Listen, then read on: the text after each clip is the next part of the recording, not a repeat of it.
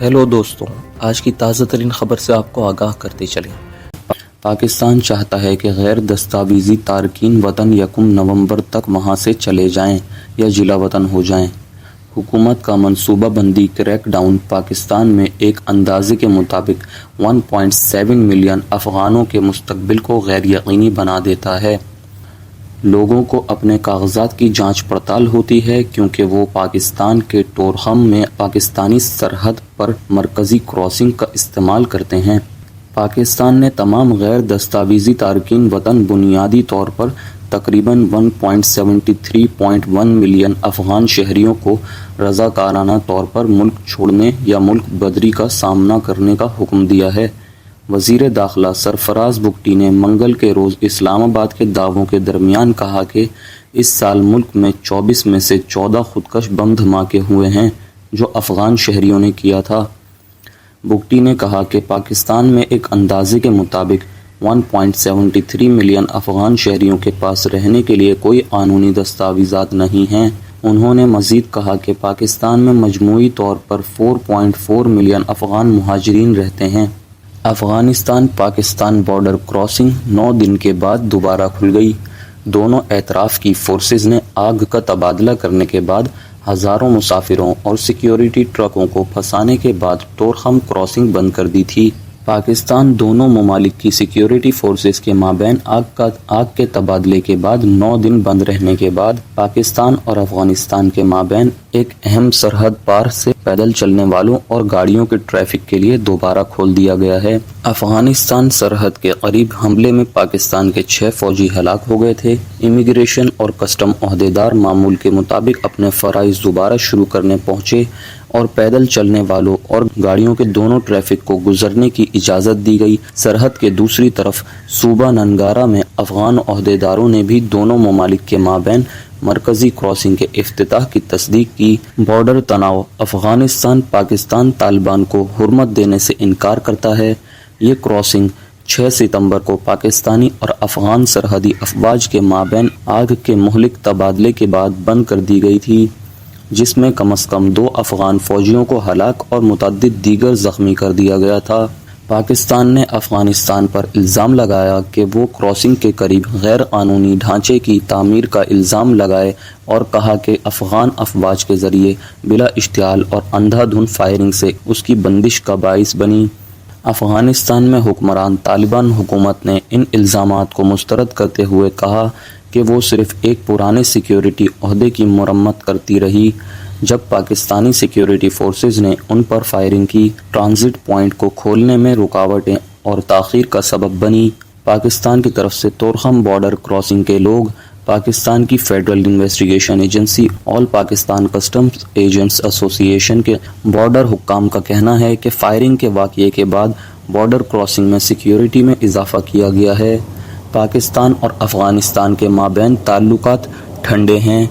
पाकिस्तान ने बार बार अफ़गान ओहदेदारों पर इल्ज़ाम लगाया है कि वो गैर कानूनी तहरीक तालिबान पाकिस्तान TTP के मुसल्लह ग्रुप से ताल्लुक़ रखने वाले जंगजुओं को पनाह देते हैं। अफ़गान हुक्काम ने इन इल्ज़ामात की तरदीद करते हुए कहा है कि वो किसी भी मुसल्लह ग्रुप को पड़ोसी ममालिक पर हमले शुरू करने के लिए अपनी सरजमीन को इस्तेमाल करने की इजाज़त नहीं देते हैं। हालिया महीनों में TTP जो नज़रियाती तौर पर अफ़गान तालिबान के साथ मुंसलिक है ने पाकिस्तानी सिक्योरिटी फोर्सेस पर अपने हमलों में ज़बरदस्त इजाफा किया है। इस महीने के शुरू में जिस दिन टोरहम को बंद कर दिया गया था, इस ग्रुप ने 4 पाकिस्तानी फौजियों को हलाक किया और इसके 12 मेंबरों को खैबर पख्तूनख्वा के चित्राल ज़िला में हमले में खो दिया। सलामती के खदशात बढ़ते हुए पाकिस्तान के साथ तालिबान के ताल्लुकात तालिबान ने अफ़गानिस्तान का इक़्तिदार संभालने के 2 साल बाद पड़ोसियों के माबैन ताल्लुकात मुसल्लह हमलों में इजाफे के दौरान ख़राब हुए हैं।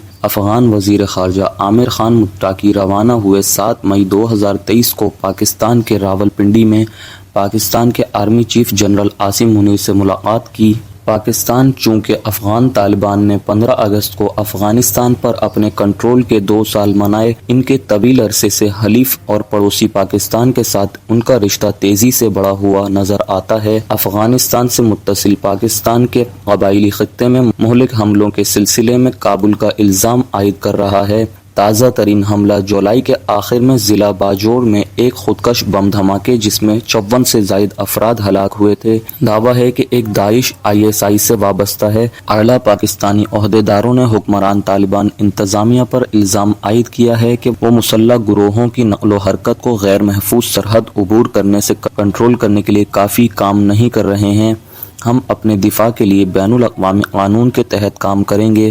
اگر افغان حکام کام نہیں کرتے ہیں تو اس کے اندر ایکشن آپشن میں سے ایک ہو سکتا ہے، لیکن پہلا آپشن نہیں ہو سکتا ہے۔ اس وقت کے پاکستانی وزیر خارجہ بلاول بھٹو زرداری نے کہا کہ بجا دھماکے کے کچھ دن بعد جس نے ایک سیاسی تقریب کو نشانہ بنایا تھا، پاکستانی فوج کے چیف جنرل سید عاصم منیر نے بھی پاکستانی سرزمین پر حملے کرنے میں افغان شہریوں کی شمولیت کی مذمت کی اور بجار حملے کے ایک ہفتے بعد اسے علاقائی امن اور استحکام کے لیے نقصان دہ قرار دیا۔ انہوں نے نشاندہی کی کہ افغان سرزمین سے نکلنے والے حملوں میں طالبان اور امریکہ کے مابین 2020 دوحہ امن معاہدے سے انحراف تھا، جس کے تحت افغان گروپ نے وعدہ کیا تھا کہ وہ مسلح گروہوں کو اس کے علاقے پر کام کرنے کی اجازت نہیں دے گا۔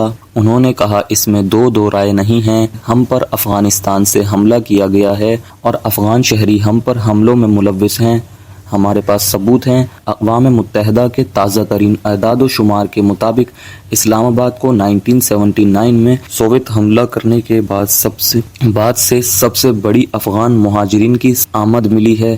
اقوام متحدہ کے تازہ ترین اعداد و شمار کے مطابق تقریباً 1.3 ملین افغان پاکستان میں رجسٹرڈ مہاجر ہیں اور 8,80,000 مزید لوگوں کو اقوام متحدہ کے تازہ ترین اعداد و شمار کے مطابق 2,80,000 کو مزید قانونی حیثیت حاصل ہے۔ بگٹی نے کہا ہے کہ اگر وہ نہیں چاہتے ہیں تو پھر صوبوں یا وفاقی حکومت میں قانون نافذ کرنے والے تمام اداروں کو ان کو ملک بدر کرنے کے لیے استعمال کیا جائے گا۔ یہ فوری طور پر واضح نہیں ہو سکا کہ پاکستانی حکام غیر دستاویزی تارکین وطن کو چھوڑنے کو کس طرح یقینی بنا سکتے ہیں۔ اسلام آباد میں افغان سفارت خانے کے ذریعے ہراساں کرنے کے نام سے پاکستان کے اس اعلان نے کابل کے ساتھ اپنے تعلقات میں ایک نیا کم نشانہ لگا دیا، جو گزشتہ ماہ جنوبی ایشین پڑوسیوں کے مابین سرحدی جھڑپوں کے بعد سے خراب ہوا ہے۔ پاکستان کا کہنا ہے کہ کشیدہ سرحد کے ساتھ افغانستان کی عمارت غیر قانونی ڈھانچے۔ پاکستان نے طالبان حکومت پر الزام لگایا ہے کہ وہ کلیدی ترخم بارڈر کراسنگ پر اندھا دھند فائرنگ کا الزام لگاتے ہیں۔ وزارت برائے امور خارجہ نے کہا کہ افغان افواج کے ذریعے بلا اشتعال اور اندھا دھند فائرنگ کے نتیجے میں دونوں ممالک کے مابین سب سے اہم تجارتی راستے بند ہو گئے ہیں۔